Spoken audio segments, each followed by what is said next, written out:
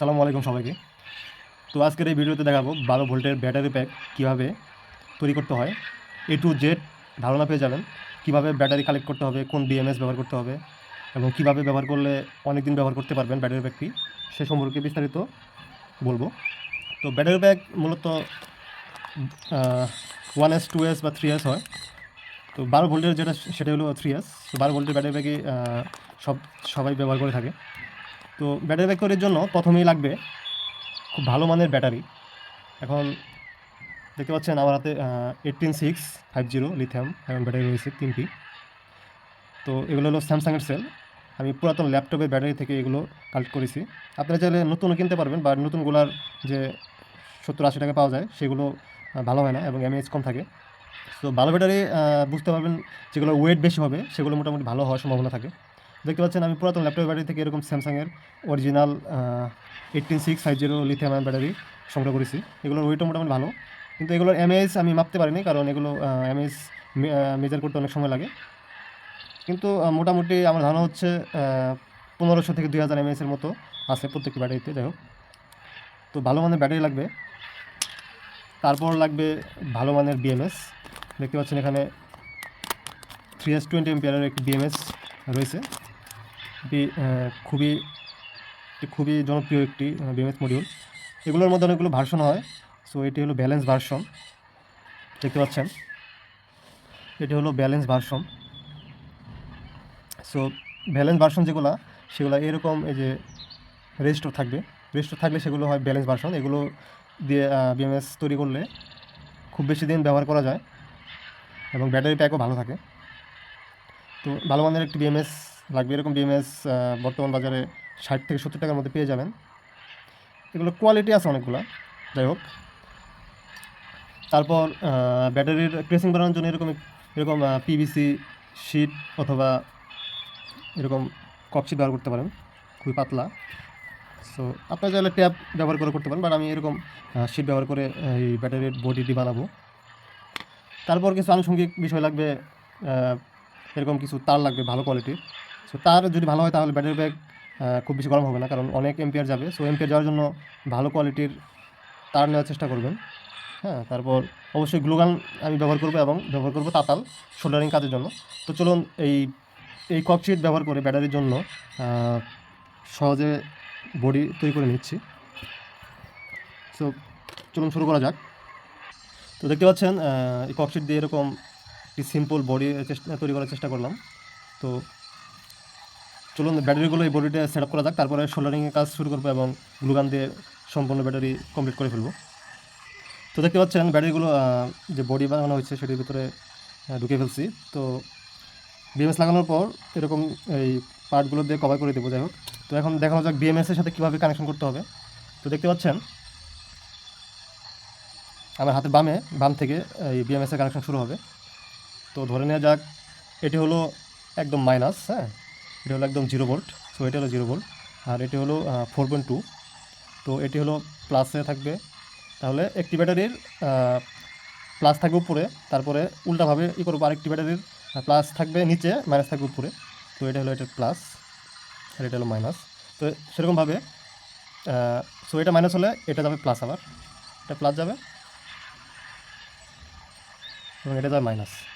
তো দেখতে পাচ্ছেন এখান থেকে এটা হলো ফার্স্ট ব্যাটারি। তো উপরে থাকবে প্লাস, তারপরে সেকেন্ড ব্যাটারির ক্ষেত্রে একদম উল্টে দিব, উপরে থাকবে মাইনাস, নিচে থাকবে প্লাস, এবং থার্ড ব্যাটারির ক্ষেত্রে আবার প্রথমটির মতো উপরে থাকবে প্লাস। তো উপরের দিকে আসবে প্লাস মাইনাস প্লাস, তাহলে সিরিজে কানেকশন হবে। হ্যাঁ, সিরিজে এইগুলোর সাথে সিরিজে কানেকশন হবে এবং এটি 3টি ব্যাটারি 3.7 ভোল্টের 3টি ব্যাটারি মিলে 12 ভোল্টের ব্যাটারি ব্যাগ তৈরি হবে।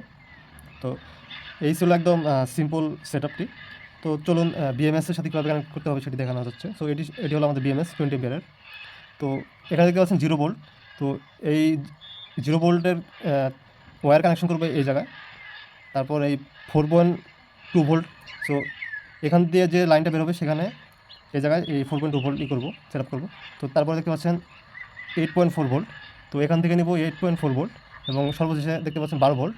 সো এটা হলো 12 ভোল্টের লাইন। তো চলুন সোল্ডারিংয়ের কাজ শুরু করে দেওয়া যাক। সোল্ডারিং করার আগে আমি বিএমএসটি এই ব্যাটারির সাথে এভাবে লাগিয়ে নিচ্ছি। বিএমএসটি একটু গরম হতে পারে, সেজন্য একটু গ্যাপ রাখার চেষ্টা করেছি। আপনারা যে কোনোভাবে লাগাতে পারেন, একটু খোলামেলা রাখলে ভালো হয়। হ্যাঁ, তো আমি বিএমএসটি এখানে গ্লুগানের মাধ্যমে লাগিয়ে দিচ্ছি, যেন একটু খোলামেলা থাকে, তাহলে এয়ার পাস হবে এবং এটি খুব বেশি হিট হবে না। এরকম বিএমএস আপনারা তো 12 ভোল্ট ব্যাটারি ব্যাগ অথবা মিনি ইউবিএসের জন্য বানিয়ে থাকেন, এবং সেই মিনি ইউবিএসটাও একটু খোলামেলা জায়গায় রাখতে হবে, যেন বাতাস এই পাস হতে পারে, সেজন্য জিনিসগুলো ঠান্ডা থাকবে এবং লং লাস্টিং হবে। তো চলুন এখন সোল্ডারিং কাজ শুরু করে দিই। আমার মোটামুটি বডি সেটআপ প্রায় শেষ হয়ে গেছে। তো সোল্ডারিং করার জন্য আমি এরকম ভালো মানের তার ব্যবহার করব, আপনারা যে কোনো ভালো মানের তার ব্যবহার করতে পারেন। তো সোল্ডারিং করার পর এরকম ব্যাটারি ব্যাগটি সম্পূর্ণ হয়ে গেছে। তো আপনাদের একটি কুইক প্রসেস বলে দিচ্ছি। তো দেখতে পাচ্ছেন ডান সাইডে আউটপুটের চিহ্ন আছে, এখানে আপনার চার্জার অথবা আউটপুট দুটাই একই লাইনে সেট আপ করতে হবে।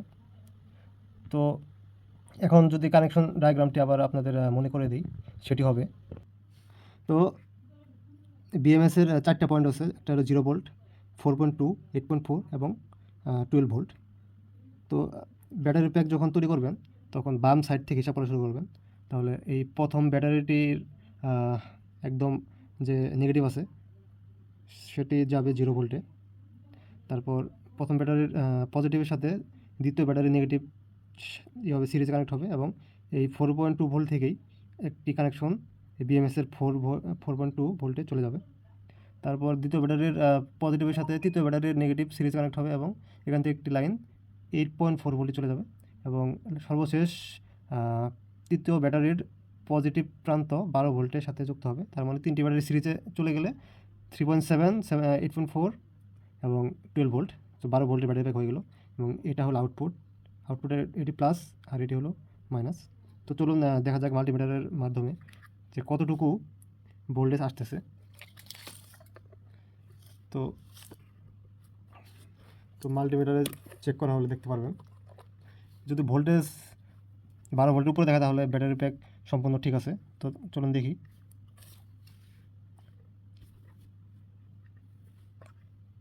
আচ্ছা, তো এই পাশে রেখে আপনাদের দেখাচ্ছি। তো এটা হলো মাল্টিমিটারের পজিটিভটা ব্যাটারির পজিটিভে ধরলাম, নেগেটিভটা এখানে ধরলাম। দেখতে পাচ্ছেন প্রায় 13 ভোল্টের মতো দেখাচ্ছে, তো 12 ভোল্টের উপরে দেখাচ্ছে, তার মানে ব্যাটারি প্যাকটি সঠিকভাবে কানেকশন করা হয়েছে এবং কাজ করতেছে। তো এই যে দেখতে পাচ্ছেন 13 ভোল্ট, তাহলে এখন 12 ভোল্টের যে কোনো লোড চালাতে পারবেন এই ব্যাটারি প্যাক ব্যবহার করে। এখন এটির ব্যাকআপ টাইম এগুলো হয়তো বা আপনাদের আমি দেখাবো পরবর্তী ভিডিওতে। তো পরবর্তী ভিডিওতে আমি একটি এই ব্যাটারি প্যাক ইউজ করে মিনি ইউপিএস তৈরি করব, যেটির মাধ্যমে অনু বা রাউটার চালাতে পারবেন খুবই অল্প খরচে। তো আপনারা জানেন অনু এবং রাউটার মিনি ইউপিএস খুবই বর্তমানে জনপ্রিয় এবং খুবই হাই ডিমান্ড, বাট এগুলোর প্রাইস অনেক বেশি হয়ে থাকে। একটি ব্র্যান্ড আছে WGP মিনি ইউপিএস, সেটির দাম মোটামুটি 1500 টাকার মতো। হ্যাঁ, তো আমি কম খরচে আপনাদের এই সেটআপটি দেখাবো। তো এখন যে এই 12 ভোল্টের ব্যাটারি প্যাক তৈরি করলাম, আমার কত খরচ হলো চলুন আপনাদের আমি একদম ক্লিয়ার ধারণা দিয়ে দিই। তো আমি একটি 6 সেলের ল্যাপটপ ব্যাটারি কিনেছিলাম পুরান গুলিস্তান থেকে, আপনারা আপনার লোকাল এলাকার পাশের লোকাল দোকান থেকে কিনতে পারেন। সো সেখানে এরকম 6টি ব্যাটারি ছিল, তার মধ্যে 4টি ভালো এবং 2টি নষ্ট, তার মানে 4টি ভালো ব্যাটারি থেকে আমি 3টি এখানে ব্যবহার করছি। ওই পুরো ল্যাপটপ ব্যাটারির দাম নিয়েছিল 250 টাকা, এখন একটু দাম বেশি যেহেতু গরম চলে আসছে, তো 250 টাকা কিনেছিলাম। হ্যাঁ, তারপর এখন 250 টাকায় আমি 4টি ভালো ব্যাটারি পেয়েছি, তার মানে হলো প্রত্যেকটি ব্যাটারি পড়লো 60 টাকা করে। হ্যাঁ, মোটামুটি 60 টাকার মতো পড়ছে। আর তো 3টি ব্যাটারি 180, আর এই বিএমএসের দাম অ্যাভারেজে 70 টাকা ধরেন, তাহলে হলো 250 টাকা। আর এই তারগুলো তো আপনার বাসায় থেকে যায় বা আশেপাশে, ধরলাম যে সব কিছু মিলে তার রাং রোজন মিলে আর 10 টাকা ধরলাম, তাহলে হলো 260 টাকায় আমার ব্যাটারি ব্যাগ কমপ্লিট হয়ে গেল। হ্যাঁ, আচ্ছা, আর আপনারা যারা এগুলো 12 ভোল্টের মোটর বা চার্জার ফ্যান চালানোর জন্য তৈরি করছেন, তারা এরকম ডিসি 12 ভোল্টের ডিসি ফিমেল পোর্ট এখানে লাগিয়ে নেবেন সোলার করে, তাহলে ডাইরেক্ট চার্জ দিতে পারবেন 12 ভোল্টের অ্যাডাপ্টার দিয়ে। হ্যাঁ, আর যারা মিনি ইউপিএস বানাবেন তারা এই পয়েন্টে মিনি ইউপিএসের যে একটা এই প্লাগ থাকে সেটি সোলার করে দেবেন, এটির মাধ্যমে এই ব্যাটারি ব্যাগ চার্জ হবে, আবার এখান থেকেই এই আপনার আউটপুটে ভোল্টেজ বের হবে। তো এই ব্যাটারি ব্যাগ তৈরি করতে আমার মোটামুটি তাহলে 260 টাকার মতো খরচ হলো। হ্যাঁ, তো 260 টাকা ব্যাটারি ব্যাগ হয়ে গেলো। আর ব্যাটারি ব্যাগটির কোয়ালিটি ভালো, কারণ ব্যাটারিগুলো অরিজিনাল স্যামসাংয়ের। বাজারে যেগুলো নতুন ব্যাটারি কিনতে পাওয়া যায় সেগুলোর এমএএইচ অনেক কম থাকে, ওগুলোর দাম 100 টাকা হলেও ওগুলোর তুলনায় এগুলো অনেক ভালো ব্যাকআপ দিবে। আর বিএমএস সবাই ব্যালেন্স গুলো কেনার চেষ্টা করবেন, কারণ এই ব্যালেন্সগুলো ব্যবহার করলে ব্যাটারি ব্যাক অনেক ভালো থাকবে।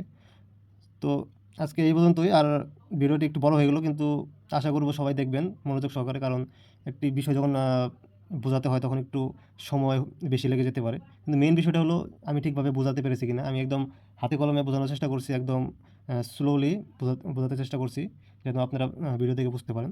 তো এটি ছিল প্রথম ভিডিও তো ব্যাটারি ব্যাগের। তো সেকেন্ড ভিডিওতে আমি এই ব্যাটারি ব্যাগ দিয়ে ব্যবহার করে একটি লোড চালাবো, অথবা মিনি ইপিএসের এই সেট আপটি কমপ্লিট করে দেখাবো এটি কীরকম ব্যাকআপ দিচ্ছে বা ব্যাটারি ব্যাগটির কোয়ালিটি কেমন হয়েছে। তো আশা করি এই ভিডিওটি সবার ভালো লাগবে।